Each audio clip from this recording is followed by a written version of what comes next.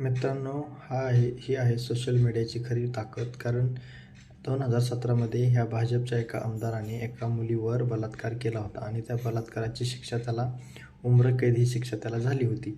पण ह्याच वर्षी भाजपचा आमदार असल्यामुळे, भाजपच्या सरकार असल्यामुळे त्याला सोडण्यात आलं, त्याला बेल झाली. एवढ्या मोठ्या बलात्काराच्या प्रकरणात त्याला बेल झाली. म्हणून सोशल मीडियावरती हे प्रकरण एवढं उचलून धरलं.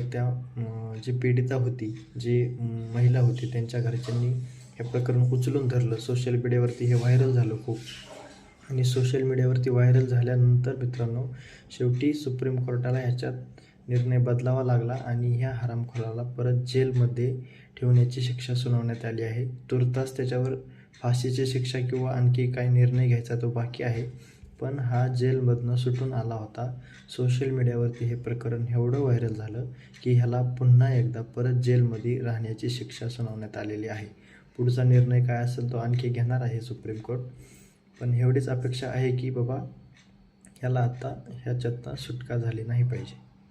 तर ही असते मित्रांनो सोशल मीडियाची ताकद. सोशल मीडियावरती तुम्ही तुमच्या आसपासचे असे प्रकरणं असतील किंवा भ्रष्टाचाराचे असतील, ह्या हरामखोर नेत्यांच्या विरोधात तुम्ही स्पष्टपणे आपल्या मोबाईलमध्ये रेकॉर्ड करू शकता. मोबाईलवरनं खूप ताकद असते सोशल मीडियाची, जी लोकांपर्यंत पोहोचते. आपले विचार, आपले जे काही प्रकरणं असतील, भ्रष्टाचार असेल, असे अत्याचाराचे प्रकरणं असतील, तर बिनधास्तपैकी सोशल मीडियावरती ॲक्टिव्ह राहत जा. सोशल मीडियावरती अशा पोस्ट शेअर करत जा एकमेकांना.